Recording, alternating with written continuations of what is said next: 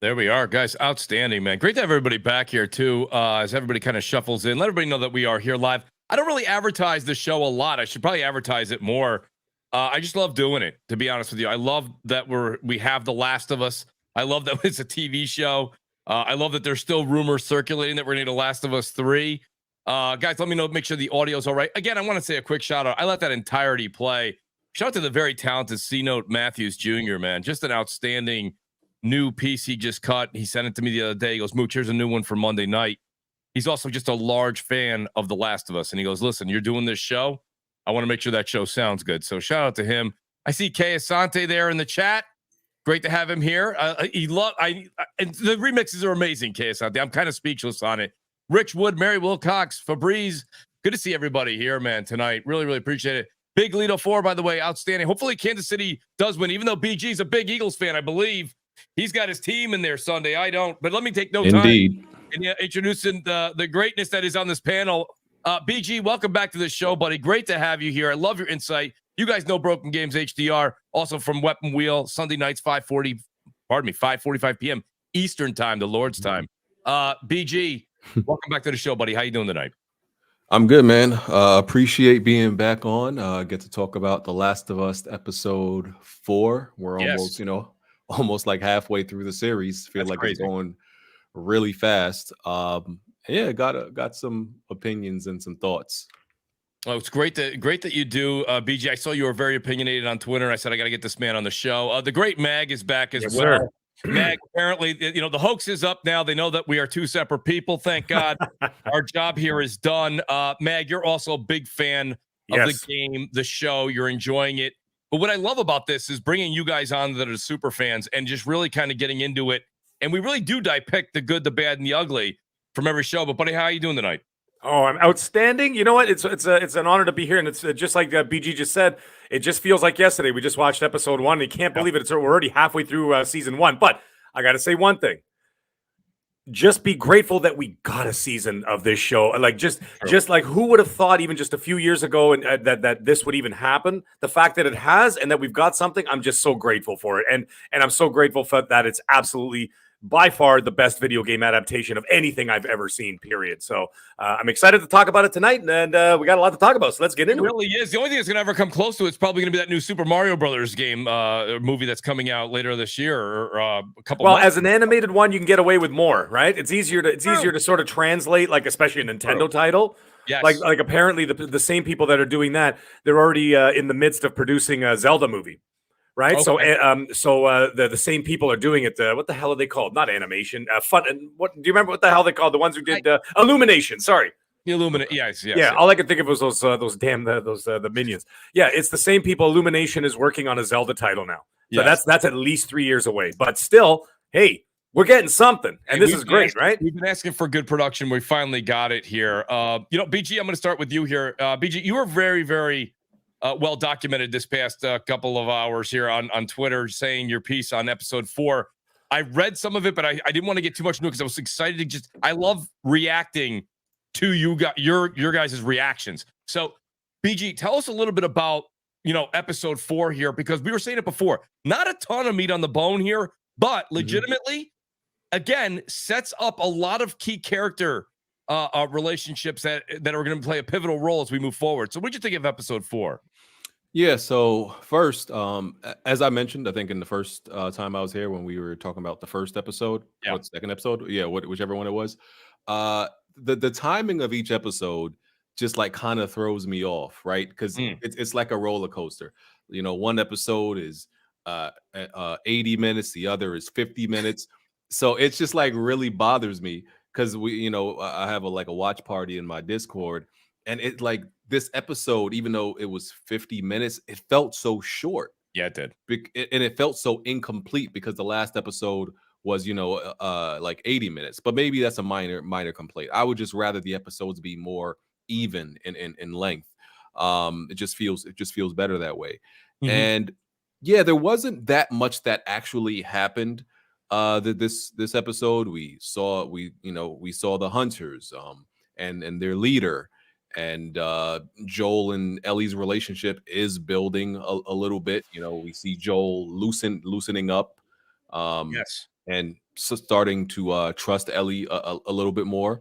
And my major complaints come from, and no matter how much we try to, like, at least I try to look at this show objectively and not compare it to the game, I just can't do it. Right. It's just hard to do. It's really hard to do because you feel like the way it was done in the game is mostly the right way and the best way to do it. So when it's not, so not everything has to be done the way it's in the game, but like if that's the best way to do it, you just want it to be respected, right? The same way it was done in the game. So certain scenes that didn't flesh it out, or just seemed to like kind of just avoid everything the game the game does, like the violence. That that's a big thing for me, is like the lack of violence. And violence is a major theme in The Last of Us, right? It's ingrained into the world. Yes, and absolutely. and in the story. And this is on HBO. This is probably the one platform that says go crazy with violence. They allow all of it, right? So it's very weird to me. Like even in the last episode with Bill and Frank, the one scene that was like pretty violent, with the Raiders, trying to get into the town. That was even mostly off camera, and it was cut away. Yeah, I was like, that was the one time we got to see a little bit of action, a little bit of violence. And the same thing with this episode when Joel, the ambush scene, which is a very iconic scene from the game. We're like, okay, we're looking at it like, okay, this is gonna be an insane scene. Kind of wasn't. It was kind of Sesame Street, if we're being honest. Like I expected like intimate violence, and I'm not saying it's supposed to be a John Wick scene, right? But it's supposed to have violence and show us the violence. If you're gonna have it, show us it intimately, right? And I just don't think that they're doing that. Yeah, they are kind of missing the mark when it comes to that. I do agree with you. The one thing that you said, and I'll throw the volleyball up for either of you to answer this. I think the fact that, because I know how much BG, you've streamed the game, you've played it on Grounded. This game is embedded into your mind. You know what's coming down the pipeline. Do you feel, and I asked you this week one, I've got to ask you again. Do you feel that they are staying? I think they're staying so close to the game. They really, there's things we can sit here and we're going to get into it tonight. They have deviated, right? They did it in episode 3. Certain aspects of what we thought was going to happen with Bill, we didn't see with Joel. But they kind of expand on a few other things. Do you think the fact that they are staying so close to the game is maybe taking a bit away? And again, I have to use The Walking Dead here. I have to use it as an example. They left the comic enough. I thought just enough. I feel like if this show derails the game at all in the story, it like the community will just revolt against it. You know what I mean? I almost feel like they're kind of stuck following this, because why couldn't Billstown have been 2 episodes? Why couldn't what we call Kansas City, which was Pittsburgh in the game, that could very well be the next 3 episodes, right? No. They're moving this so fast, and they're moving this along so quick. It's like they're just legitimately getting, and a lot of people think this is a positive, but I kind of think of it, it's like a negative a little bit, just because I think they need to deviate a little bit more to give us more story. We need more enlightenment on the characters. Do you see what I'm saying, BG? I think they're holding it so close to the light that we can't even deviate slightly without any type of criticism. I think they're not taking enough time, and it feels a little bit rushed. And I feel like we would like them to slow it down a little bit. I think they need to just slow it down a little bit more. I think that's the issue, more than them sticking too close to the game, because I think we kind of want them to do that, like mostly. And not like that was my thing. That was the thing I was worried about. 9 episodes seem so short, and we're at we're about to be at episode 5 on Friday, because Super Bowl is Sunday, so they're putting it out Friday, by the way. Right. And so it's like, okay, we're at Sam and Henry now, right? And I'm trying to think of the game. Like, at what percentage of the game would you say Sam and Henry is? Maybe 50, 40, 40? I would say half. I think it's halfway. about half. And so like 4 hours, so 4 episodes left, and that's the end. I'm like, damn, we're gonna get there pretty damn quick. Yeah. Like that feels like a jump all the way to the end of like. So it's just like, man, I think I wish there was more episodes so they can like flesh more things out, and I wish they would cherish the scenes, the iconic scenes a little bit more, and that we as the gamers know and respect it, and just give them the proper respect that it's due. And some of the, like the leader of the hunters, I'm like, she's not very convincing, but maybe like people have been saying in the next episode, there's something about her that we don't see in the first episode, and in the next episode we might see, okay, we understand why she's the leader, but as of right now, I'm like, I can't understand how you became the leader of the hunters. I'm glad you said that. It literally was something that came. I said that literally the minute that scene had ended with her in it. I said I'm not necessarily feeling this is going to be the antagonist that we wanted, and I'm gonna put that one on hold for a second. I want to say shout out to Blanco718. He said instead of 9 episodes, it should have been 12. Shout out also to the great Jimmy Harrison for being here. Jimmy, sounds thanks about for right. support.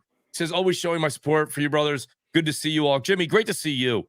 Appreciate you being here. It's also the great Jay Bari is here as well. You guys are all fantastic. Mr. Tennis, Neil Augusto. Guys, so let me go to Meg here because BG really just opened up a can of worms, and I can't wait to get back to that. I've got that as a couple of my other topics for this evening. But Meg, what did you think of the show? Yes. And then if you want to comment on what we were just saying, you can, but I'm going to come back with that full throttle back with Kathleen. That's fine. I'll wait on that one then. So you know what I'll do, though? I'll just give my basic overview. I gave it an 8 out of 10. Now, the thing is, it's not bad. It wasn't bad. Right. Now, the thing is, it was 45 minutes long, if I'm not mistaken. Now, here's the thing. How do you follow up, like, episode 3? And you knew it. Like, the minute episode 3 ended and I turned it off and I just sat there for 5 minutes with my wife and I just looked at her and I was like, that was something. That was like, that is hard to top, and like in terms of the emotion and everything else. I'm not going to get into that because, I'm sure you guys, I was there in the chat last week. You guys discussed it last week. However, how do you follow that up? You go back to the Ellie and Joel story, right? And you're moving it along. Now, they are clipping along at a pace that may seem a little bit too quick. The same thing. I would like them to sort of let the story marinate a bit in the world, right? Because it's something that we could go back to. Like when I play the game, when I played any of those games, I did not just rip through the game in a day. I took my sweet time with it and I explored everything. I did everything and I felt like I wanted to be, because I love the world so much and I loved everything about it. So I just wanted to be in it longer. So it kind of feels like they're rushing through it. And the thing is, I can't look at it from an outsider because I'm not an outsider, right? Unfortunately, I'm not someone who, who's just, the average Joe who never played the video game, who's just sitting down every Sunday because they wanted to watch a new show. I wish I was in those shoes or talk to somebody who did, because then I would have a better understanding of where they're coming from. And maybe that's who they're, I don't know. Maybe they look at it differently. Now, like I said, we'll get into that later. As for this show, I thought it was good. I thought it was, it moved the story along. It moved like Joel's starting to open up a little bit to Ellie there. He's starting to understand his destiny, so to speak, after what happened in the last episode and the episode before that, getting back to Tess, and he was comfortable to talk about Tess, right? Whereas last episode, like he didn't want to talk about it after she had died and stuff like that, and and he was upset with Ellie when she brought it up. Now he's not. He mentioned it and whatever. I think he's come at he's basically at peace with what's happening, and he understands after the whole Bill and Frank thing, he understands what he's supposed to do. Right. And I think he's now taking on that father role. He actually, like even with the pun thing, right? Like when she was doing the pun, which was great, by the way. That was one of my favorite parts of the game, was when every once in a while, Ellie would pull out that book and rip off a few puns here and there. And then the one that Joel finished for her, that was the Scarecrow one, I believe. It's like he was outstanding in his field. And she's like, how the hell did you know that? And he just rolled over and smiled. Right. And because you knew exactly, because he had a daughter the same age, right? He's not quite there. He's not quite there to talk about her yet. He's getting there. But he's getting there. And you could see that he's starting to open up, and he's starting to open up to her. And now he's starting to treat her like, like a daughter, right? And I really, really like that. A couple of details I liked in it. They even had the little gag with the gay porno mag, When she pulled it out of her bag, I was like, yes, they pulled it off. I couldn't, and then she unfolds it just like in the game, the centerfold. That entire car scene, which everyone was excited. Fantastic. Great that it was there, but it was literally almost to the word. Yeah. From the script, and it was a nice little tip of the cap for us fans, right? And it was just like, and then she's like, how do you guys walk around with those things? That was exactly the same lines from the game, which is great. The point where she throws the magazine out the window. And out the window. The road, exactly. You know how many times they must have done that take? Oh, my God. That go through my head. I'm like, that is exactly how it landed in the game. I'm like, you know how many shots they did to get that? But it's funny. Yeah. I love how you're saying, Mag, the character development. That's what we were just saying. The character development is coming along. And that's what you got to do when you have, if you actually break down the entire, by the way, Mr. Tennis, you got it there in the chat. I just saw it. He said Joel and coffee. That was another thing. That was a big thing for him in the game, right? Yeah. He was always remember whenever you got into like a new, a hotel or like a restaurant, what's the first thing Joel was looking for? Coffee, right? Coffee. So it was kind of funny. And I enjoyed that, they brought that up here too. That was great. The thing is, if you actually look at the episode, what exactly did they do? All they did was take Bill's truck and go to the city. That's it. That's like if you actually sat there and go, okay, what's the overview of this episode? Okay, we're gonna go there. We're gonna go to the city. They're gonna get ambushed, and that's all that happened. That's it. Because then they found a safe place to sleep, and then that's it. The episode ended, and of course, we're gonna get into that as well. But still, yes, I'm gonna with BG. I'm gonna agree with him on the what was her name again? Kathleen? Is that what the head of the hunters? Kathleen, yeah, the leader of the hunters. I did not like her at all. I thought she was not a very good. Now, if she's not part of the game, that's fine. Whatever. You're always gonna have characters that are not gonna be there because they're gonna have to move the narrative forward, right? Right, and I'm okay with that. I'm okay with it too. You could already see holes in her leadership. Like for example, she's making these calls. And dude with the what's his name, Chris Christopherson looking guy with the machine gun, and he's like, "Are you sure?" She's like, "Don't tell anybody," and he's like, "Come on!" Like you can see a look on his face. They're already doubting her leadership. Second, yeah, the voice actor of Tommy, by the way, yeah, that's Tommy. Oh yeah. Oh really? Okay, there you go. Yeah. Okay, so and then of course her brother, Kathleen's brother. Well, it's sort of alluded to that her brother is, sort of double crossed by somebody. Not who we think it is or who she thinks it is, right? And she's double-crossed by somebody or whatever, and she's taking it out of her. And what does she do? She shoots the doctor. Like, what? You're in a post-apocalypse, and you barely have supplies. You shoot the one guy that's going to patch you up? Right. Like, come on. I mean, whether you agree with the decision or not, you'd be like, oh, it makes her look badass. No, it doesn't. It's stupid, and it's a poor decision. If I was in that camp, I would have shot her for that. Yeah, I would have said, "No, get her out of here, man. She's not the lead." Yeah, I understand she was trying to make a point, but again, in the post-apocalyptic not a good one world, a doctor is. I mean, they almost valuable, right? It was BG. They're not touchable. I mean, they exactly. Even if they commit a serious crime in the group, maybe you keep them to a confined area, but you don't kill a doctor. You don't kill the doctor. It was a stupid decision. It was a stupid decision to also keep information from the other people in the camp about the ground thing. What was going on over there. The other interesting thing I'll do before I pass off the mic is I enjoyed the little nuances with Joel, and you're getting a little bit, for people who don't know, obviously, you get a little bit more of the backstory about, look at, for example, when they were ambushed and Joel had that kid, after he was shot, and then he's on the ground, he's like, oh, call my mom. And you can, they were really trying to sell. You know what I mean? That they wanted to live. And I'm so sorry you can trade with us. I just call my mom. She's right there, this and that. And then Joel still gutted him. Right? And it just showed that there is no mercy in this world. No, there's no mercy. I would have liked to I do agree with BG. That was I would have liked to have seen a little bit more gore. One of the things all three of us said we did the first week together, we were all very excited that this was on HBO and not cable, right? So we thought we would get a little bit more. I'll be honest with you. You guys can tell me if I'm wrong. Now the cheesiness or whatever, that's a different conversation. But there was more gore in The Walking Dead so far. Yeah, you're right. You're right. And the thing is, if you look at the kill animations from the first game, mostly the second game. I mean, Ellie's practically digging out their jugular veins with a penknife, for Christ's sake. And I'm cringing on the couch, going, "Oh my God, please just put her out of her misery." You know, and they're gasping for air, and she's cutting the windpipe, and I'm like, Jesus. Yeah. Right. And then, they kind of they do a lot of cutaways in the show here. Like, for example, they're showing Ellie's reaction as she's sort of hyperventilating around the corner. And then you just hear as Joel guts the kid. Right. I mean, it's awful. And I get it. You're getting the feeling for it. Also, another interesting thing is that Joel mentioned the fact that, yeah, right. Yeah, thanks, Ryan. That's just sorry. That almost derailed me there. That happened to me in the show. He's like, the Shep Boyardee was good. I'm like, what? But anyways, there was when he was talking about the raids that he used to do with his brother and Tess. Yeah. Yep. Right? Because they say he goes, what did he say? He's just like the game. I've been on both sides of this. Yeah. Right. So like because when she asked, how did you know it was a trap or whatever, and he's like, I've been on both sides of this. So you're getting the idea that like in this world, Joel has done anything and everything to survive, right? Because it's the only way. Absolutely. And I'm liking how they're digging into that too. So it's good. But well, we're gonna see where it goes from here. But I could tell you, I think it's gonna clip along a lot faster than we want to. And we'll get into that later about what we want to do about and even expanding the show in different directions. But we'll talk about that later. And even though I wasn't the biggest fan of this episode, I want to say I appreciate this show existing as a whole. Like even though you know this episode is what it is, I would definitely much rather have this show exist. It's still the best adaptation we've gotten, even with this case.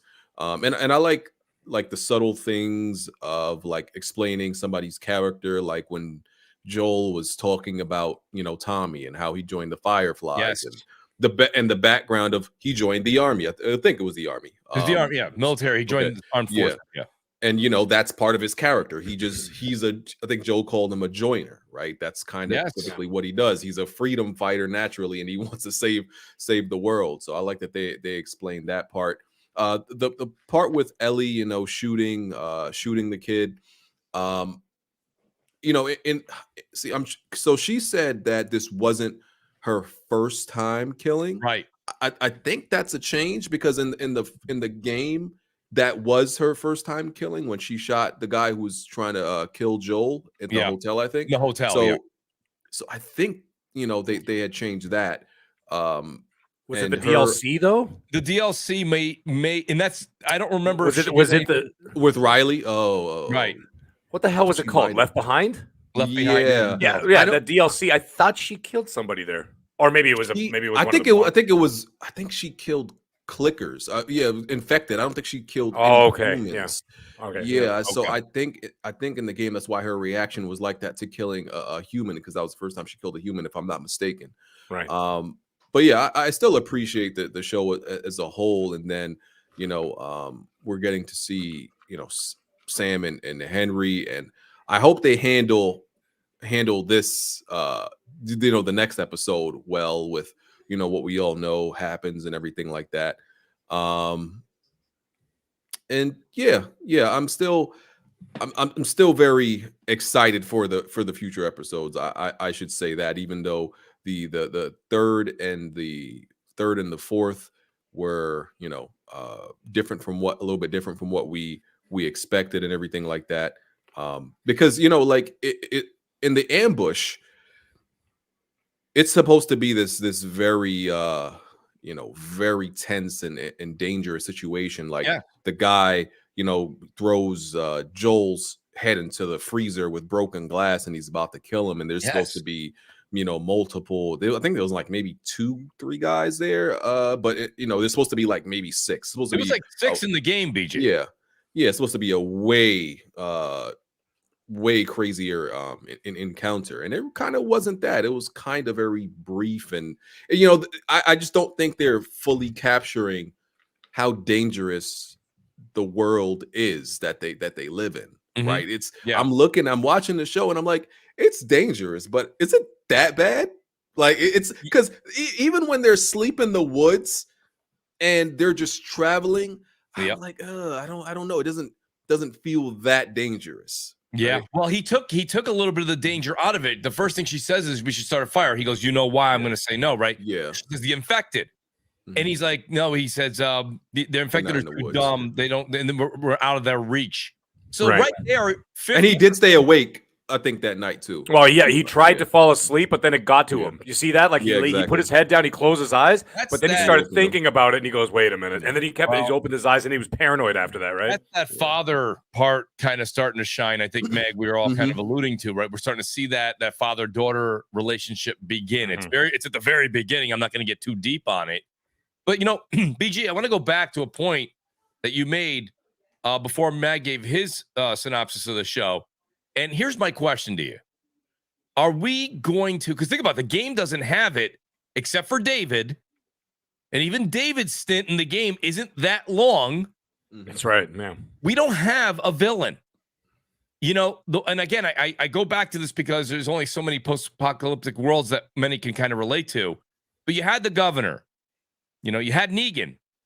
You had these villains that actually, believe it or not, say what you will, the audience kind of liked them as much as they liked Rick and the gang. You know what I mean? So yeah, but villains are always more popular than the correct. When you watch a Batman movie, who's more popular, Batman or the Joker? Right. So right. My question is so since they're alluding to new characters, Kathleen being one of them, wasn't this a pivotal time to make Kathleen probably a memorable character? And like you said, I'm not feeling.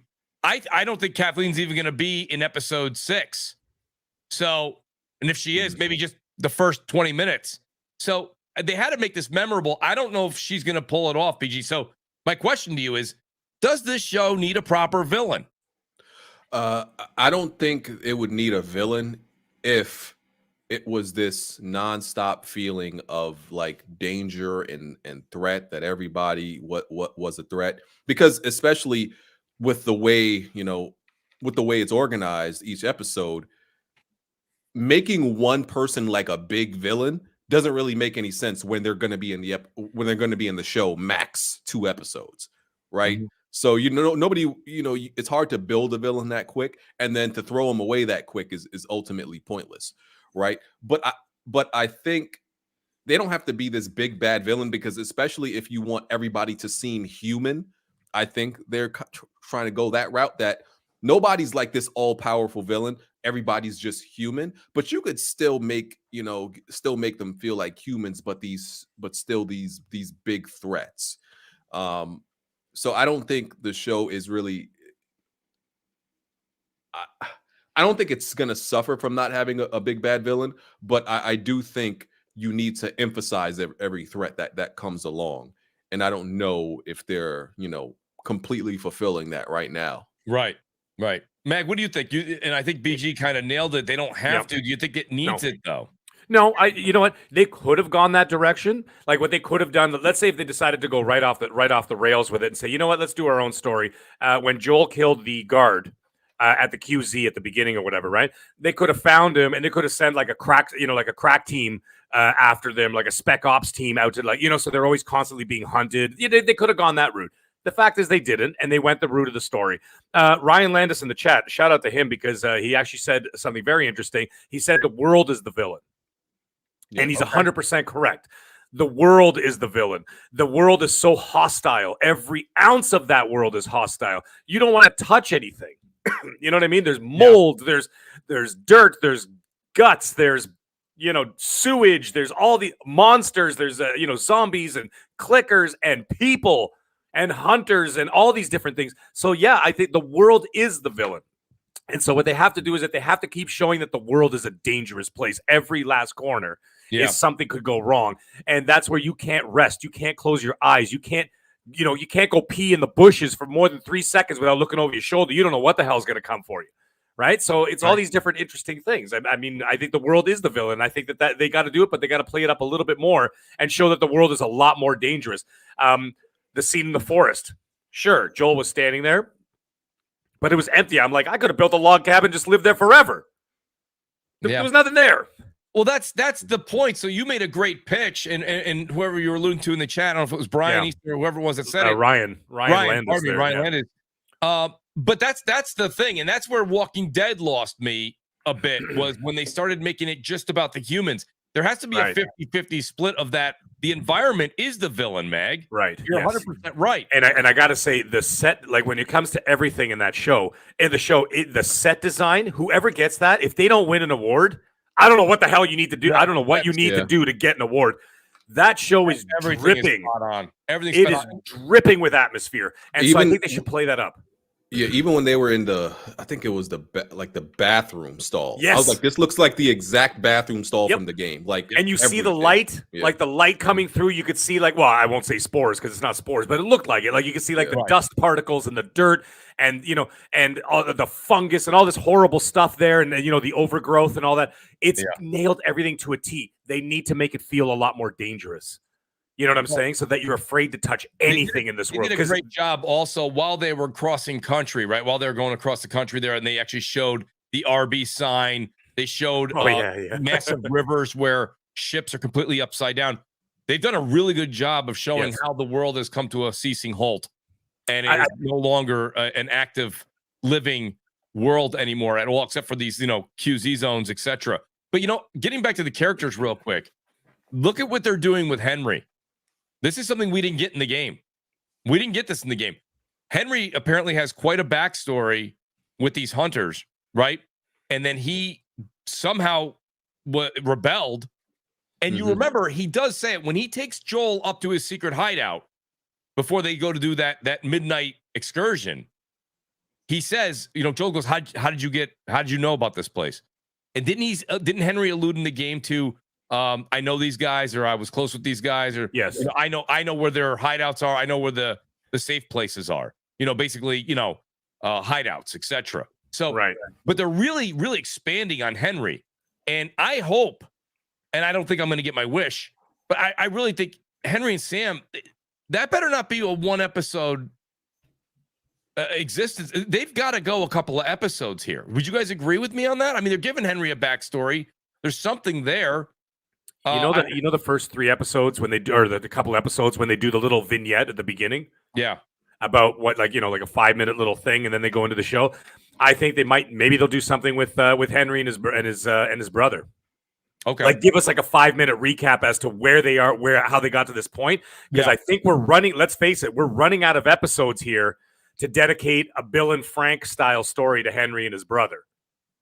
You know what I'm saying? Yeah, and that would work.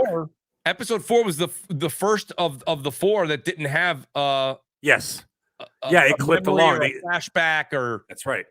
So anything. Now you think about it, if this was, let's say they did do a 12 episode season, then you could do just like the Bill and Frank in episode 3, go with Henry and his brother. I always forget his bloody name. And they could have done an hour episode on their story, how they got to that point, how, you know what I mean? How basically, how they quote unquote wronged the hunters, which of course he probably did not. They're just blaming him for it. But that kind of thing, and how they got to that point. And then of course at the end of the episode, it goes right back to the guns being pointed at Joel and Ellie as they wake up. Yeah. Right. That would be a great way to do it. But they can't. I agree. That's a great way to utilize 5 minutes and make it worth every second. Shout out to Captain Plier. He says, we didn't get any backstory in the game on anyone. So he's not wrong on certain characters, but I guess maybe is he right on that? I mean, we did get a little bit of background. They spoke about it. Tess, right? We learned a little bit about them in the game. Not a huge amount. Not a lot. No, they spoke about it on the fly while they were walking, really. Yeah. It's kind of like how, like Kratos always tells a story while he's in the boat? Yeah. You know what I mean? It was kind of one of those things, like when you're like crossing a plank or something, Joel might get into a little bit of a 2 or 3 sentence backstory about him and Tess or something. So it was told on the fly. But this is a different narrative, right? This is this is a narrative where we're sitting down watching something unfold a lot differently than you would in a video game or in a book or whatever, right? So like the fact that they did the Bill and Frank, I personally would have liked to see a 1-hour episode about Henry and his brother and how they got to that. I'm not saying I don't think we're going to get it, especially since they made Sam deaf in this. They I didn't notice that. Deaf.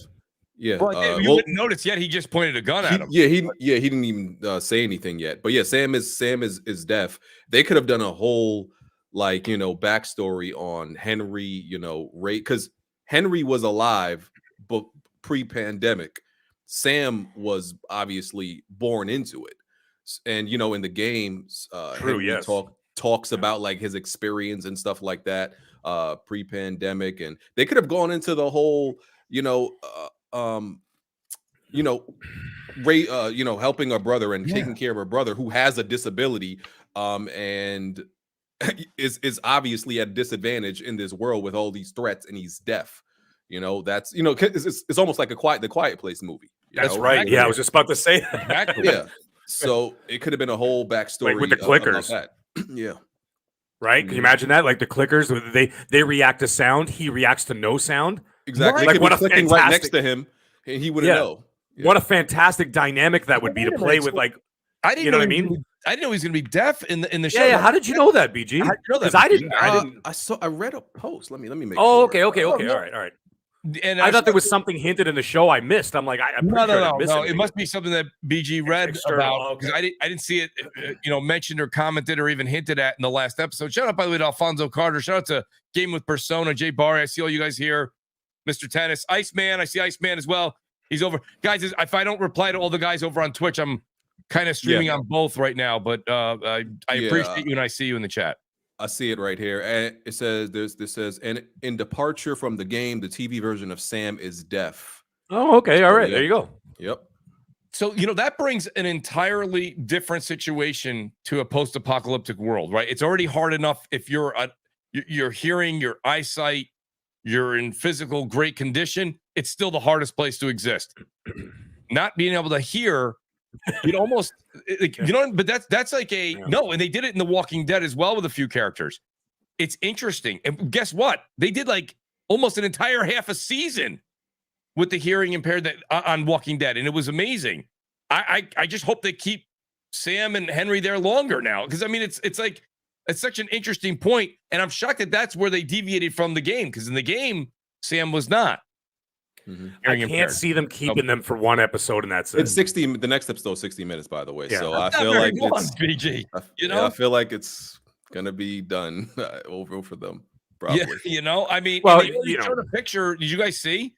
They already showed a picture. IGN showed the face cover of episode 6, and I believe it was David. They didn't say it. They didn't say who it was, but it was a new enemy character. And it definitely looked like who they would have cast for David. But so if episode 5 is all we get, and that covers the sewers, that neighborhood fight, which was crazy. That was I think that's one of the larger fights. Would you guys agree with me in the game? Was that the one with the sniper in the far end of the town? Sniper all the way at the end. Yeah. That was fantastic. That was probably one of the best. Yep. As far as I'm concerned, I enjoyed that the most, I would say. I like both sniper, actually. The sniper one in The Last of Us and the sniper in The Last of Us Part 2 was pretty good too. Right. Yeah. So episode 5, we know it's Sam and Henry. Episode 6, that would have to be like the university area, right? Around the university. Because that happens after, I think, Sam and Henry.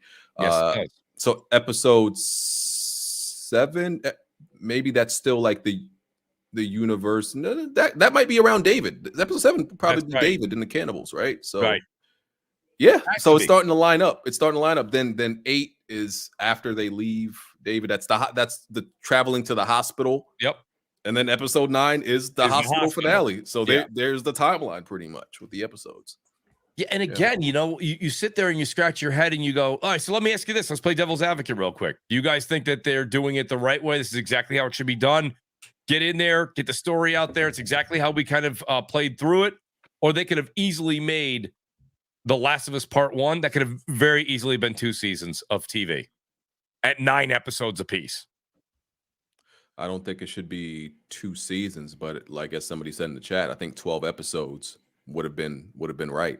Okay. 12 episodes at, some of these episodes have been 80, some of them have been 50. I think you split the difference and make each one of those episodes like 65 minutes or whatever. And 65 minutes each, 12 episodes, I think that would have been perfect. Yeah, I do agree. So maybe the 2 seasons is a bit much. And it's like I always say with golf, everyone's like, there's 18 holes. What they don't realize is 14 is just the right number. It's just ridiculous. I don't care if you guys golf or you don't golf or you did it once or you twice. By the time you get to the 17th hole, you're like, get me the hell out of here. Get out of here. Let's go. Yeah. Get me out of here. But go to the clubhouse. I think 12 is the sweet spot when it comes to this. Now, we did mention this week 1. I have a couple things that I want to bring up also about episode 4 here. But if they're going to do The Last of Us Part 2, That could very easily be 2 seasons, though, right? I think they've already alluded to that. It's going to be a couple of seasons for season 2 and season 3 will be will be part 2, yeah. And I don't expect much difference in the story because let's face it, I know some people don't like it, and some people don't like the direction. I personally love the direction. About the consequences of decisions that people make. That's what that game was all about. And people are like, oh well, Joel died, it's ridiculous. And I'm like, yeah, but that's part of it.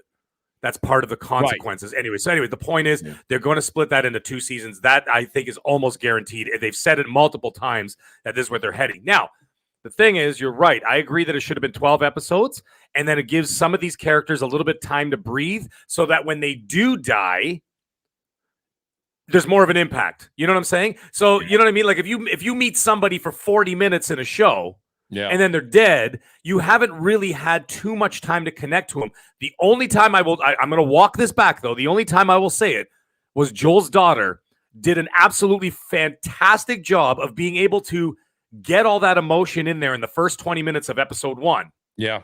Somehow, and it wasn't just because we played the game or whatever, but I'm saying in the show, the way that she did it and the way that she portrayed it, that is a one-off that we were able to feel such emotion for her death. Yeah. Right. And but these other characters, they come, they go, they come, they go, they come, they go. So when you meet somebody new, let's say a casual that is watching, and they're like, a new character shows up on screen, they're like, oh, well, this guy will be dead by 9. You know what I'm saying? Yeah. Right. So like, it's like you kind of expect it to just keep clipping along at that pace. I would have liked it a couple more episodes just to let it breathe more. Yeah. And then, you know what I mean? Like I said, the idea of having a backstory for Henry and Sam, right? That would have been really cool. But it's fine. It is what it is. What I think they could do, though, to not interfere with season 3, with episode 3 of the game, part 3, start doing legacy stuff. Start doing this. This didn't just happen in the United States.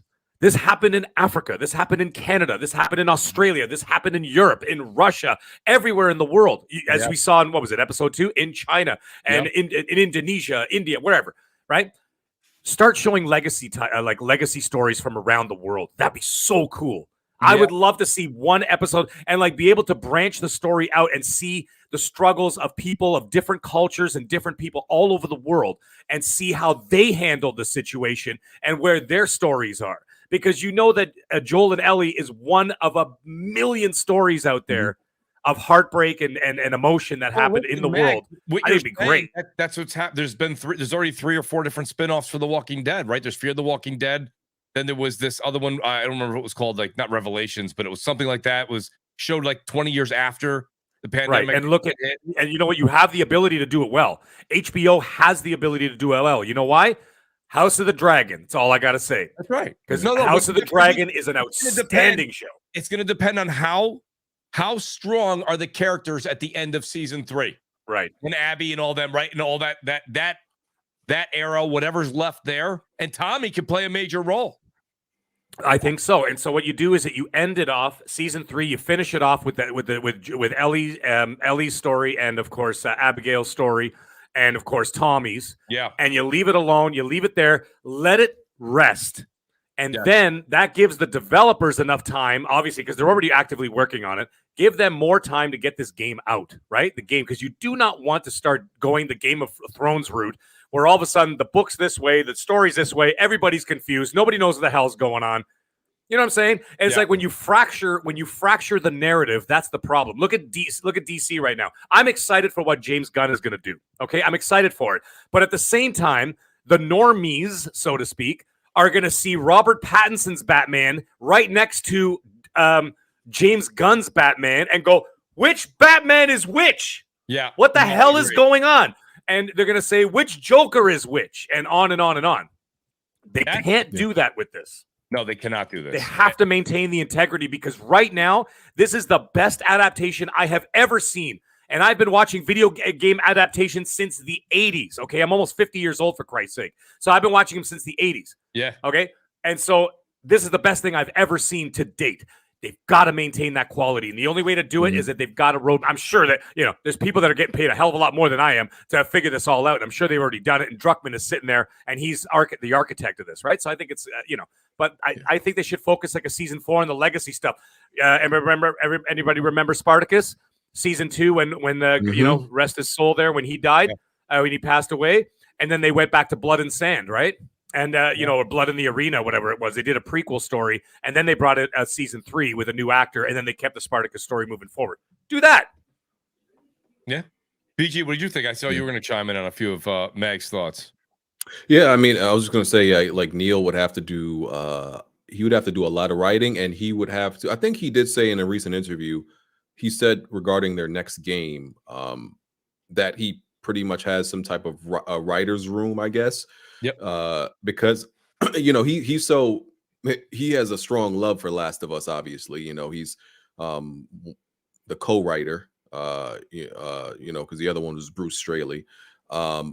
And I feel like he would have an issue, or he would have an issue somewhat like letting other people write stories for the Last of Us, you know, without his approval. At least I feel like anything that's written would have to go through him, even if it's like a side story of something that has nothing to do with Ellie and Joel. It's another you know, it's other people. Right. I feel like he would still, you know, want to, it would have to go through his lanes of approval. But yeah, I've always been calling for like a I've always wanted the story of Patient Zero, like, you know. Yes.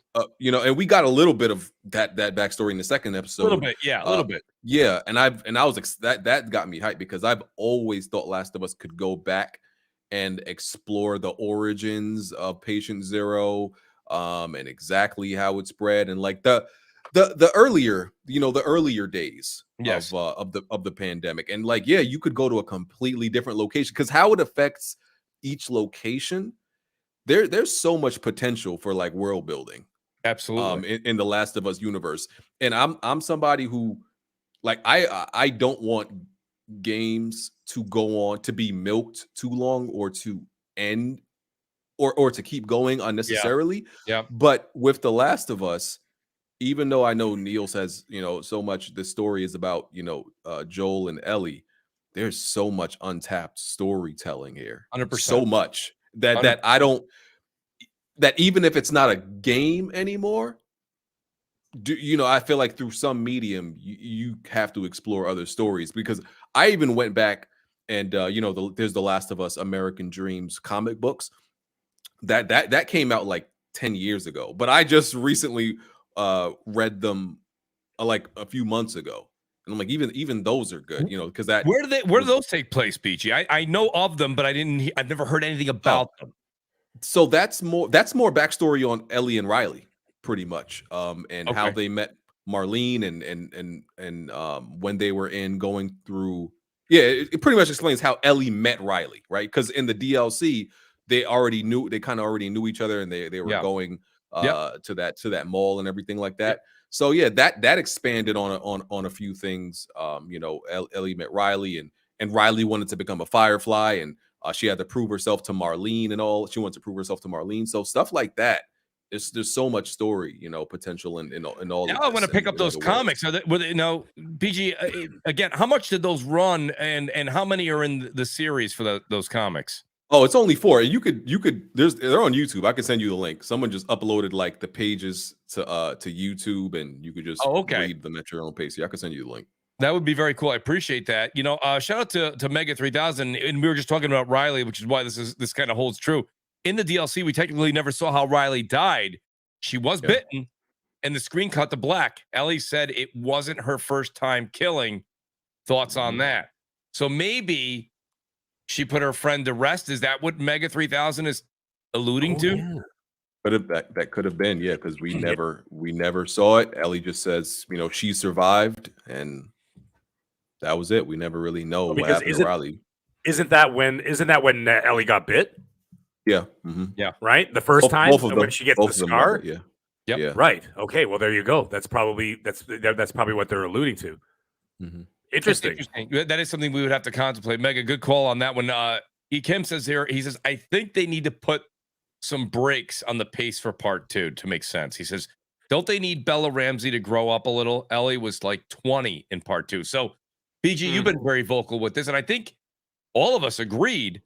But now there's talk surfacing that Bella Ramsey may even be in part 2. So how would they mature her if they use the same character? Because let's be honest, you guys did see House of the Dragon, right? Did you guys watch that? Yeah. Yeah, look, yeah. You do remember the blowback that it got when they went, right? When they went from the kids to the adults and they changed actors and actresses, which they had to do. I get it. But listen, I know Bella Ramsey had originally come under a lot of critical stress, right? People were like, I don't know if she's right for the part. People have come around to her now as Ellie. I think every episode, she proves herself more and more. That pun book and her going back and forth and reading that and her verbiage in the truck with Joel when she throws the magazine out the window. I'm telling you, if you close your eyes, and listen, I've played The Last of Us at least. I'm playing through the part 1 again. And I'm probably gonna, and I know that BG and Mag may also they may join me in purchasing The Last of Us Part 1 again when it comes out on PC as well. Why not? I've only got 4 platinums between the 2 games. Yeah, why not? All 3 of us have bought this game 3 or 4 times. What's 5? All right, what's 5 at this point? It's already too far. But my point being here is that if you close your eyes long enough, she sounds just like Ellie in the game. So what do you guys think? Do you think, first of all, Ekim saying that they have to pump the brakes? They're not going to pump the brakes any more than they usually do for any series. Ekim, I think what's going to end up happening is you have a situation where they, it's going to be a year. When this show ends, what do you mean? 2 years. 2020, end of 2024. End of 2020. Well, okay, all right. Yeah. I'll so buy it. they started now, 4 weeks ago, a month ago. They're going to start. It'll be the fall, not the fall. Excuse me. They're calling it winter of 2024. Will be season 2. If not pushed, depending on that, but as it stands, it's on par for that. You know why I think they're doing that? You guys tell me if I'm full of it, but I really think they're doing that because they're probably gonna film 2 and 3 together. Well, by 2 and 3, I'm thinking it's 2A and 2B. Right. You know what I'm saying? Like you talk about season 2 and season 3. Yes, because they're gonna try and space it out. Right. Sorry. Go ahead. No, I'm actually rolling. I'm hearing what you're saying here, Megan. It makes a lot of sense. I'm saying if that is the truth, that it does end up airing in winter of 2024, which is the tail end of next year, they don't need that long to film 9 episodes. So, I mean, unless Pedro Pascal is booked for another 8 movies, well, he's in everything right now. I hate when they overbook a character, right? I mean, or an actor. Yeah, well, when he's hot, he's hot, right? He's everything now. He's even on Saturday Night Live. He's everywhere. Yeah. So, well, the thing is, I see some people in the chat saying about her being young, whatever. Don't forget the magic of Hollywood, guys. They can make a 25-year-old look like they're 14. They can make a 14 look 30. But yes, there's a physicality to the character too. You're not going to believe this little midget girl running around, jumping up on people's backs and stabbing them to death. She's got to have a little bit of size to her. Yeah, exactly. Pedro Pascal is also in The Mandalorian. He's made a couple of movies. Right. Go ahead, I apologize. Well, I was going to say Bella Ramsey finished filming this in the summer, right? So now when she starts shooting again, that's just under 2 years from now. That's another 2 years to age. I mean, look at the Stranger Things kids. They shoot up like beanstalks in like a year, right? That's how these things happen. They did. Yeah. And they're like, and all of a sudden, you watch the new season, they're like, hey, how's it going? And you're like, whoa. Yeah. The kid was 9 in the last episode or season. Stranger Things literally, as they came into their own, as they got older, it took a little away. It was fun when they were playing D&D in the basement in the first season, right? And they were kids and fighting. But now they're like adults.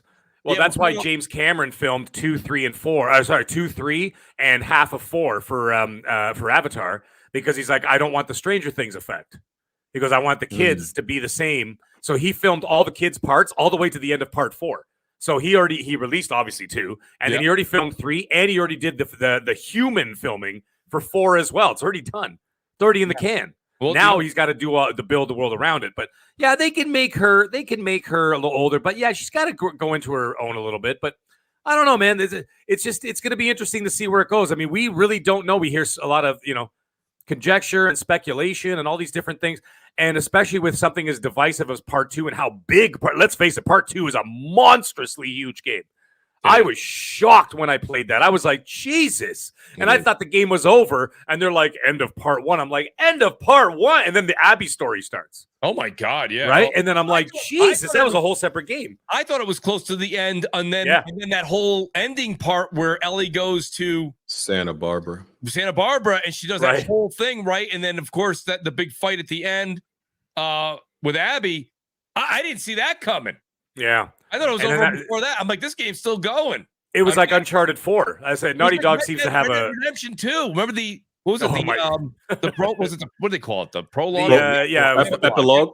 Epilogue. Prologue. The epilogue. Yeah. That epilogue was that was DLC. Basically. when you played as Marsden, right? Yeah. And then like him building the house and everything. Yeah, that was a whole thing. I don't know. It's gonna be very interesting to see. I'm excited to see where it's going, but we still got about almost just under 2 years to wait before they do anything again, right? So it takes time for these things. Like I said, they got set design to do. They've got special effects they got to put together. The writing is done. Like Druckmann's already said, the writing is done. He's already got everything mapped out. And now they just do like the touches, right? Like, and the creative touches here and there. And then they got to pull together the cast. They got to do all this stuff. It's a lot of work. Look at House of the Dragon. House of the Dragon ended. I'm like, everybody's like, yay, next year. And they're like, no. Yeah, no. They're like 2024 good minimum. Point, Meg. I'm glad you said that. I really thought we would probably be watching this in June of 24, but it looks like it'll be much later than that. See, look at the set. Like I said, look at the sets and the special and the visual effects alone. This is not like Cobra Kai you can release every year because Cobra Kai has 4 locations. The dojo. He said Cobra Kai. That's great. You know what I mean? But look at Cobra Kai every year. Love the show. Actually, I think half of the Cobra Kai set is right behind you in your house there, actually, man. It's like, but like, where is it, honestly? It's LaRusso's backyard. House was like literally like, yeah. It's like LaRusso's house, the dojo, the place where they have the tournament, and then the other guy's place, whatever, the Cobra Kai dojo, and that's it. The wardrobe staff also isn't overworked. Right, the wardrobes, they've been wearing the same wardrobe since season 2. They might add the the eagle fang or whatever since 1989. Right, and so that they can pull off. Right, that they can pull off every year. Last of Us, just look at that set design, just like what BG said. The bathroom scene alone, where she's farting around with the gun. Yep. Right, and she's like, she's like reloading and blowing. Yeah. I'm looking at the set around her. I'm going, Jesus, that took a crew 3 days to put that room together. Maybe 4 days to put that room together, right? Yeah. Day and night. Like, it's just incredible attention to detail. Yeah. So this is going to take a long time. Yeah. But far as I'm here for it. Yeah. As far as part 2, I definitely think it's going to be a physicality challenge. But Hollywood, makeup, whatever practical or non-practical effects they got to do, I guess they'll use it. Because Ellie in the game is like 5'6", 5'7". Right. Bella Ramsey is like 5'1". And Abby is really big. So it's like Bella Ramsey, okay, you're already short to begin with. Okay, cool. But then we know Abby is big. I'm thinking they toned down Abby a little bit, with the gun show, right? I'm thinking they toned down the gun show a little bit. Yep. To make her an athletic build with some muscles, but not weightlifter. I'm thinking they don't go all the way with that because I think you need to at least present that this is somebody Ellie could actually go toe to toe with a little bit. Absolutely. Yeah, absolutely. So I'm thinking they toned down the gun show with her. And as far as I've even seen people talking about like we might not get part 2 in the same order that we got it in the game because I don't know how the audience would react. I mean, a lot of gamers didn't react well to it, right? And we're obviously talking about Joel dying very early on in the game, which I had no problem with. Like, I had no problem with like most of that stuff that happened in the game. Like, it made sense and everything like that. And like like you said, it's about accountability, right? It's about consequences. And I think I think most people just can't fathom what he's not quote unquote protagonist facing accountability for his actions previously. That's not something that's explored in games. Usually no matter what is done, every quote unquote protagonists gets away with what they do, and lives happily forever ever after. Hey, BG, how about this for an example? You remember the game Dishonored? You guys remember that game, Dishonored? Yep. It's like you were framed for murder, so let me go murder 850 people to prove my innocence. Yeah. Right. That's the story of the game. And so at the end of the game, you're like, what the hell? You just murdered 850 people to prove your innocence.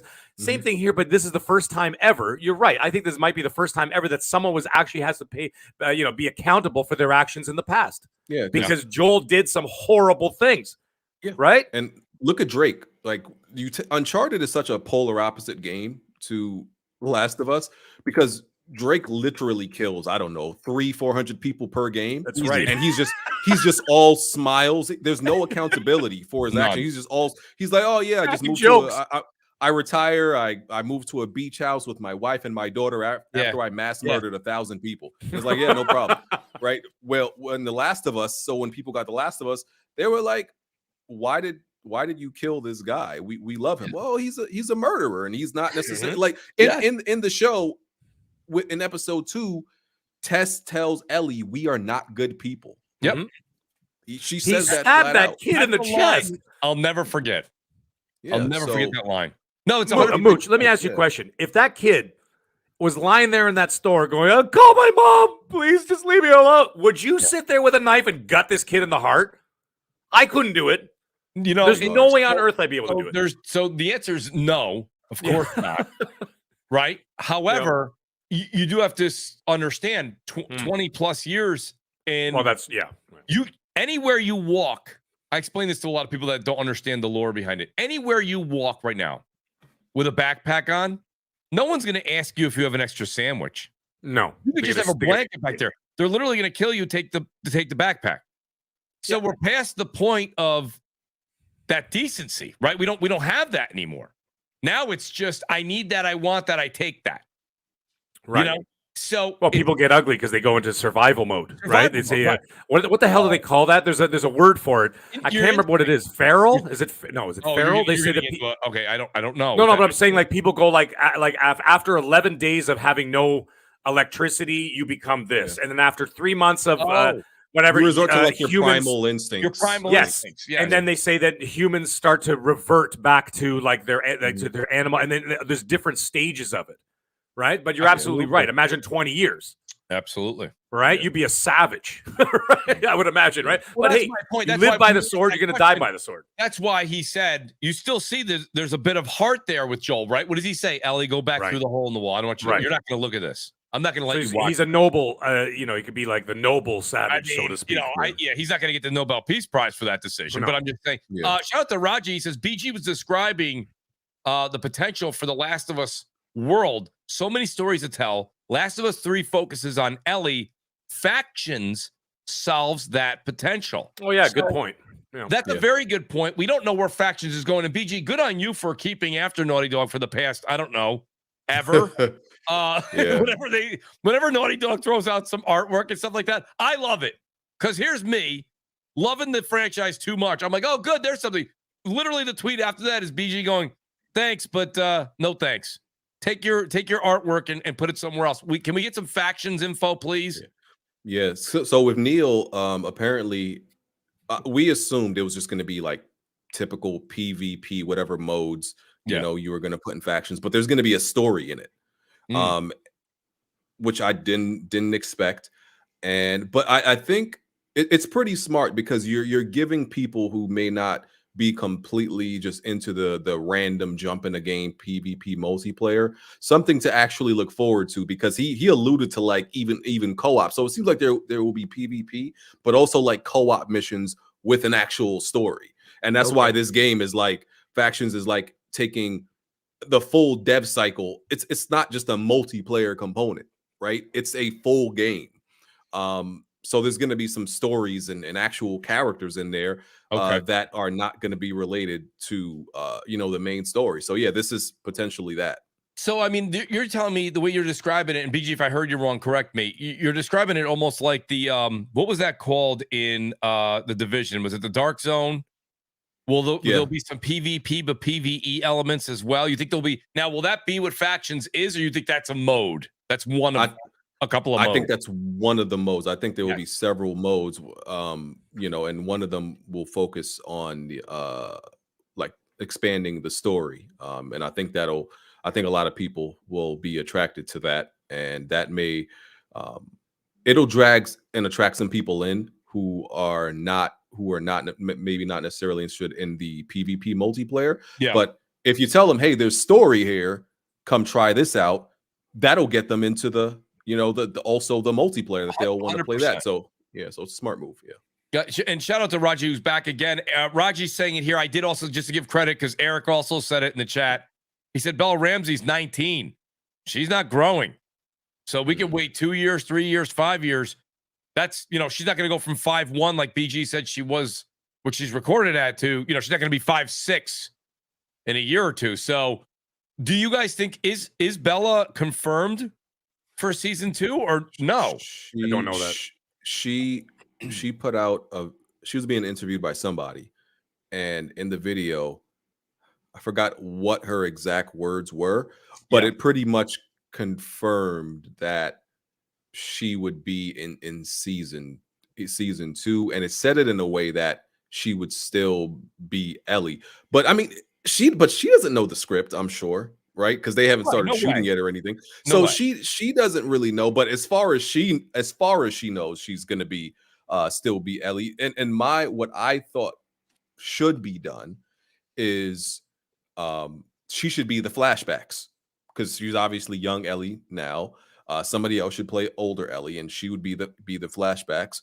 And just and the same thing, because if you're going to introduce Abby, and we assume there's going to be Abby flashbacks, just as there's Ellie flashbacks in the show, if they do that whole flashback thing, right? I think there should be two. You know, there should be young and older for each. Because if you bring in Abby, right, and it's just one character, one actor playing Abby, older Abby and younger Abby, that would look weird as well. That ain't gonna work. That will not look weird. Yes. Yeah, because we're literally looking at the same actor.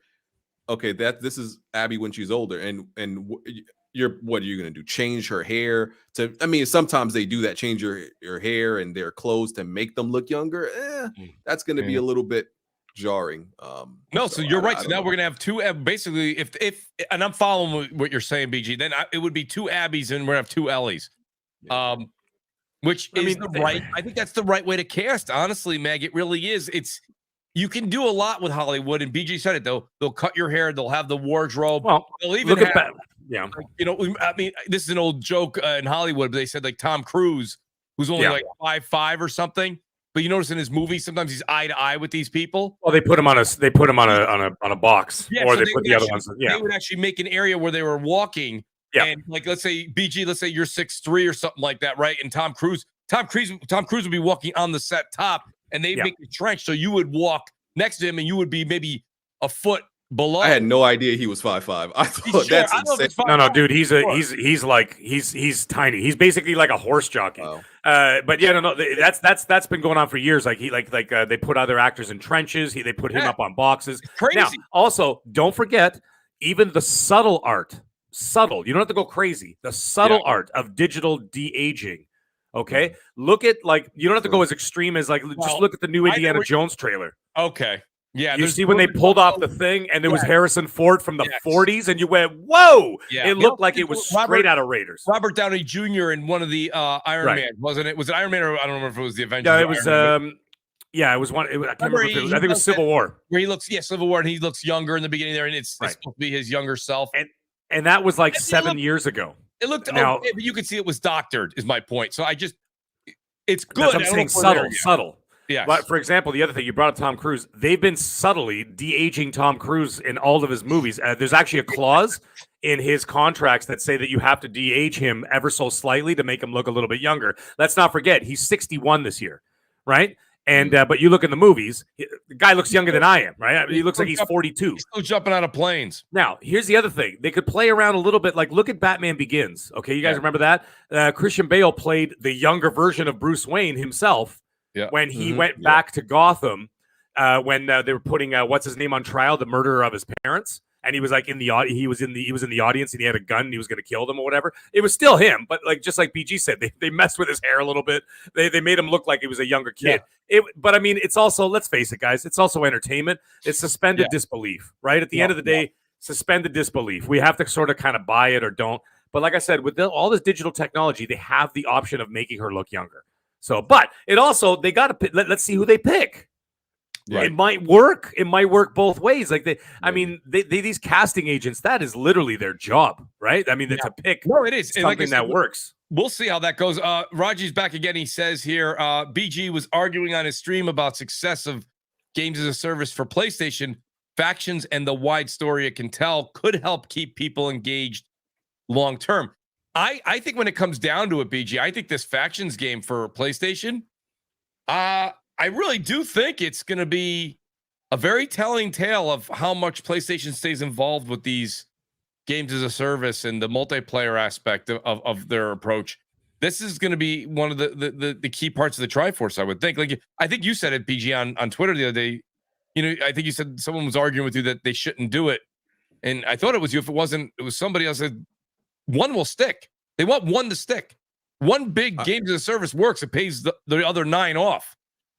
I think the show and the games are helping each other, right? This is what PlayStation's and Sony's plan was. To the game will help the show because the gamers will watch the show, and then the people who watch the show will go and look for the game. Look for the game. So it's that it's that cross marketing, and then so at this point, like Last of Us is more popular than it's ever been right now. Right, like. As much as it's sold and we've known about it in the past years, it's the most popular now. So now is the time when there's so many like games as a service failing and all that. Now's the time to capitalize off of it. Like you have everything working in your favor right now. Last of Us 1 sales have gone up 200% since the show started. Yeah. Okay, so this is a win-win-win for Sony. That's been the plan since day one, and I think even Microsoft back in 2013 originally wanted to try this. Remember the whole thing in getting the Halo show coordinated with the Halo release and the Kinect and the always on Xbox and TV. They had the idea, but they couldn't execute. They didn't execute. But Sony. Well, Sony's different because let's be honest, it's not just a PlayStation thing here. No, they're Hollywood. They're Hollywood. They're involved in motion pictures and music. And like animation. They've got everything lined up there. It's kind of their forte, Shout out to E. Kim. He's back. He says, I think a good Last of Us 3 is Ellie goes through hell to give her life for a cure. Maybe Abby helps, but in good tragic fashion, it doesn't work. No happy ending. Agreed. Yeah, I mean, actually, I kind of like where you're going with that because it kind of revitalizes the end of part 1. Yes. But it does it with on Ellie's terms, and it and whoever the side characters are at that time. No, that's all really, really good stuff. I think that's a great idea. I am excited for factions too. So BG, you said it earlier, end of last year. First time ever, I was hoping you were wrong, but I don't think you were wrong. I thought Factions 2 was definitely going to come out, this winter, fall. I don't know, whatever you want to call it, end of this year. I think Factions is probably a 2024 project at this point. What do you, I mean?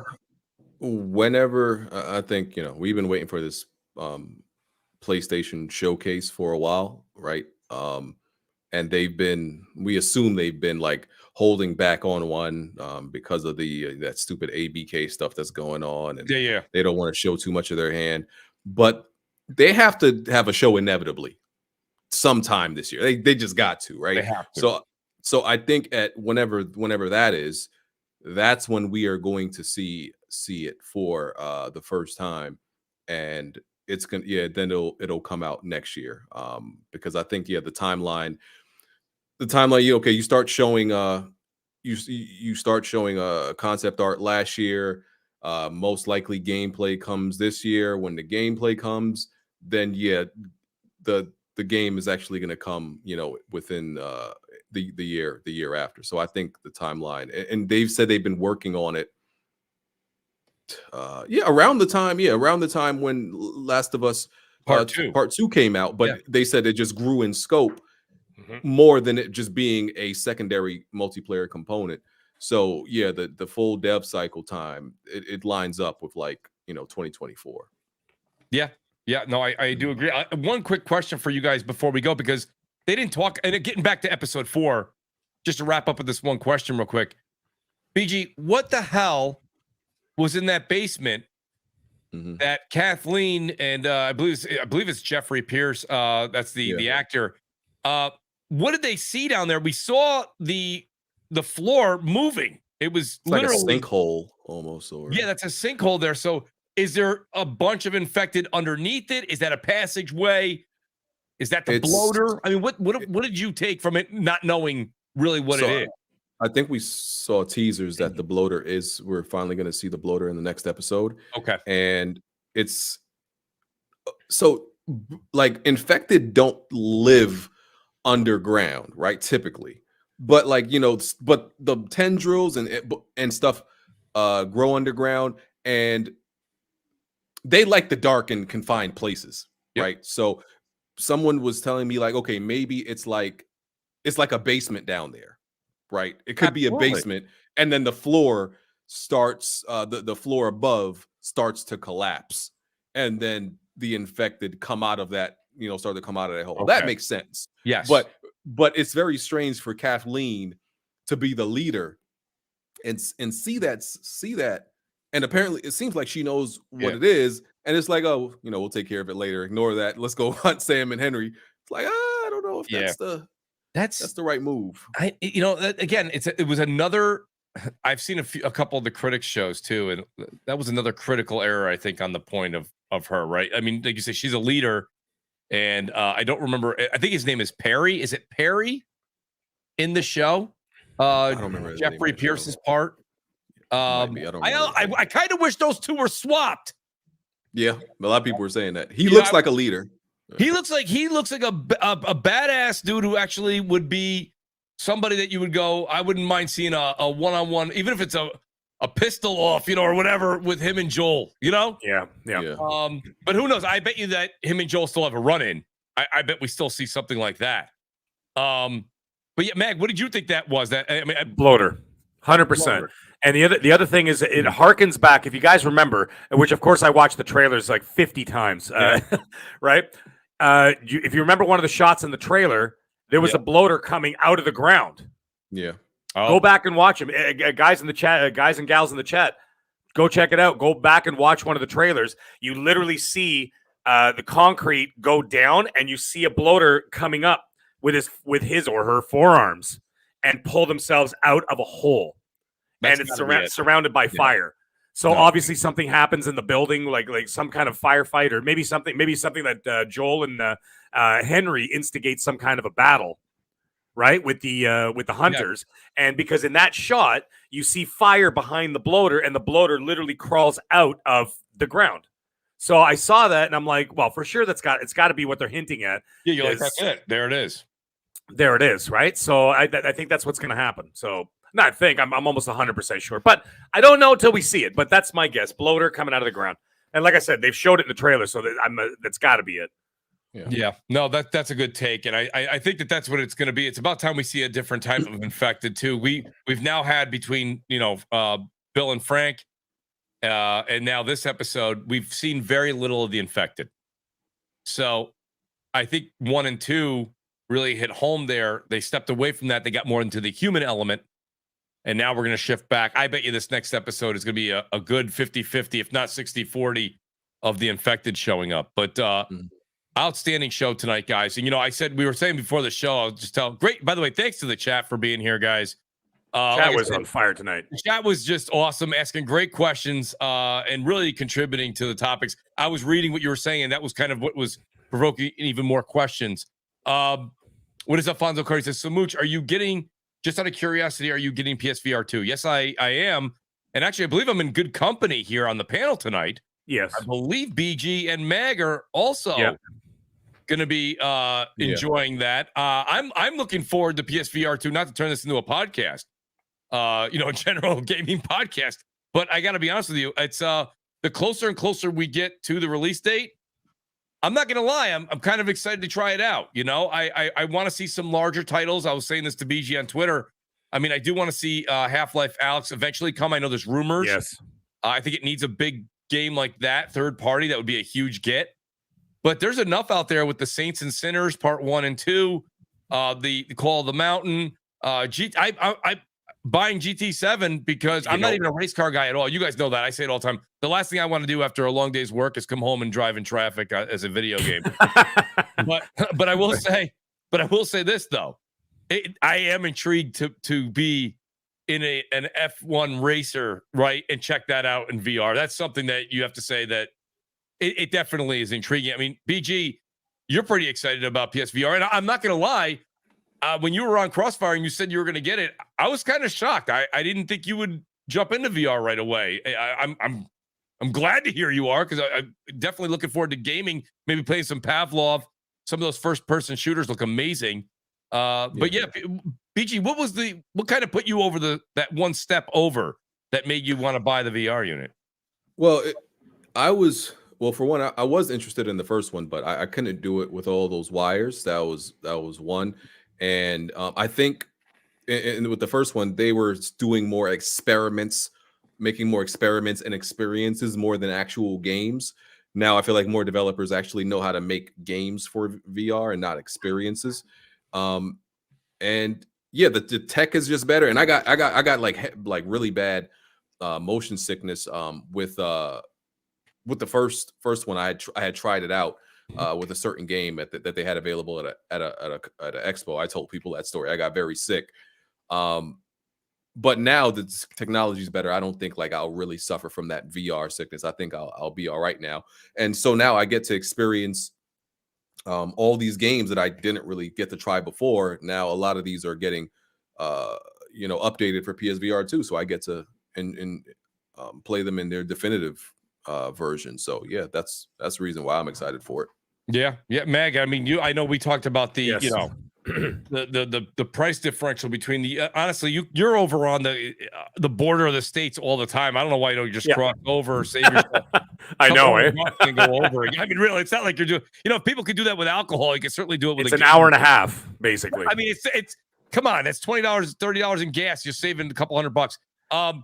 But no, Meg, what equally, guys, you that amped about this? I mean, guys, it's the 6th of February. Yes. I mean, come on, we're 2 weeks away from this thing. I mean, what got you to pull the trigger on it, Meg? Oh, so first of all those other games, like the smaller supplemental games, I've already played all those on the MetaQuest 2, right? Not all of them, but the majority of them, like the Saints and Sinners. I already got my fill of that kind of thing.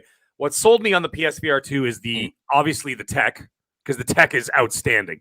And like everything from the 4K to 130 frames per eyeball, all that kind of stuff, right? But what really sold me on it is the games, the AAA games, right? That's what sold me. Like for example, like the Horizon Call of the Mountain sold, right? Because I want to see more in that world. Horizon Forbidden West was one of my favorite games of 2022, if not my favorite game of the year, right? So, the other one was Resident Evil Village. I adored Resident Evil Village. I loved 7 and I loved 8. And I want to go back and I want to play that in VR.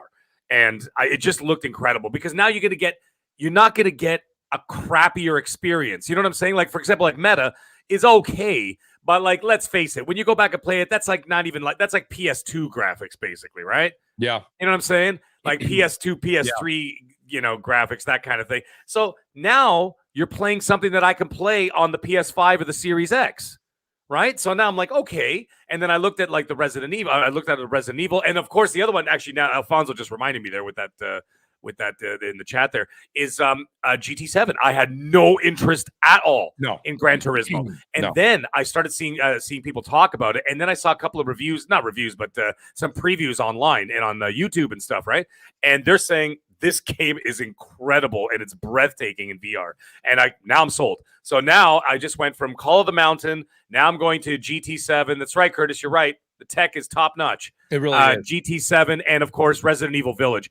That's enough for me to start, because those are big AAA games. I could see myself putting 40 hours into Resident Evil Village alone. Yeah. Right. And so like that's worth its weight, because let's face it, we also have a mountain of console games coming out this year.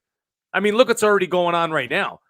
right? Like all these games coming out, like I can't even keep up. I'm halfway through Dead Space, and all of a sudden, Hogwarts is tomorrow morning. I was just gonna say, I mean, and I know that this is a topic for another, but I'm just getting my rhythm there. I'm just getting into the second boss now in Forspoken. There's probably still another 20 hours left, and Hogwarts comes out at midnight. You know what I mean? It's like right. There's not enough sand in the hourglass. And then a couple of weeks later, it's this, and a couple of weeks later, it's the VR. A couple of weeks later, March it's is loaded, Wolong. right? You've got Wolong in March. You've got Resident Evil 4 remake. Yes. I mean, and then I think Survivor, and then you get into the Xbox stuff. Oh, Starfield, maybe, I don't know when. The new Yakuza comes out as well, either this month or next. The new Yakuza. Oh yeah, okay. And then there's what's in May? Something in May. There's Redfall, and then you've got Final Fantasy on PlayStation in June. Like it's back. Zelda too. Well, yeah. Well, and my kids will play it. I'm not a Switch guy anymore. I can't do it. It sells 100 million. No. It will. Hey, it's gonna be hot. I'm just not. My kids will play it. I don't have time for it. There's too many games. If you got both systems, if you got multiple systems out there, you are not eating good. You are eating like a sultan this year. Yeah, it's every 2-3 weeks. There's a hot title dropping for somebody. That's good. I mean, we went through it. We put our time in where we didn't have games for a minute, so we're in time. I think we're ready for no kidding. Yeah, right. We put our time in, so I'm very excited. It starts tonight at midnight for all those that are interested. Hogwarts comes out. I entered more. Have you guys noticed on Twitter? I've entered more drawings to win that deluxe edition. Like legitimately, like it's insane. Like everyone's like, follow me for. I stopped after a while. I was like, how many people are you gonna? I'm like, maybe I'll win it. I am not gonna win it. But yeah. So, anyways, long story longer. The games do start. They've already did with Forspoken this month. Hi-Fi Rush, and now you've got, Hogwarts coming out, and then that's a hot title too, man. Atomic Heart's coming. Then March starts. Oh yeah. Yeah. There's just. And I don't know if you guys saw this, but Atomic Heart devs said that. The minute it launches, they're going to start their VR approach. So maybe PSVR 2 for Atomic Heart. That's an interesting. Hey, man. And like I said, you got the tech. Cool. I want to see more AAA titles on the PSVR 2. And that will get people to go into this ecosystem. Right. I know there's a lot of hesitation because of the price, whatever. I get it. Yeah. And you look at like the PC grade VR headsets. Yep. I mean, they start at $1,000. You know what I'm saying? And like, listen, the price point is, I understand. You could sit here and we can all say, and I'll use American dollars just because it's a little easier on the ears, Mag. But $550 is the one with the Horizon pack, right? Yeah. But really, like you said, if you want anything that's got that type of tech built into it, you're at $1,000. You got to pay for it. That's for the headset. Mm-hmm. You need at least a PC that can handle it. And even if you say, well, Mooch, I don't need to go spend $3,000, you don't.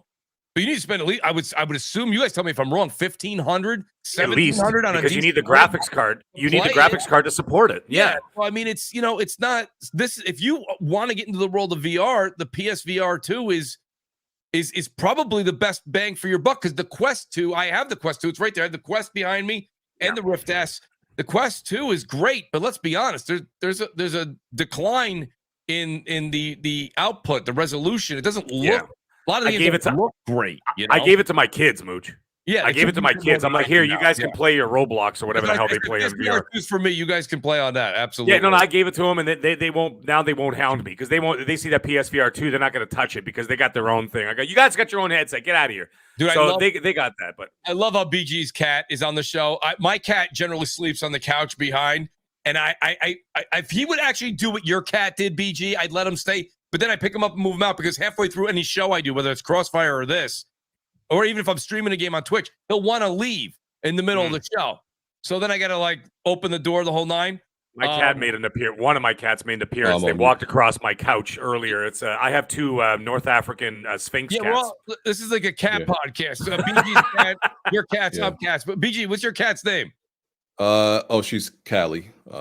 Nice. My wife's from California, so she named him Callie. We have a second cat named Brooklyn because I'm from Brooklyn. Yes. So represent New York. Thank you. Yeah. So she does this when it's time for me to get up and feed her. Yeah, and guys, honestly, shout out to Callie then because I did promise these guys.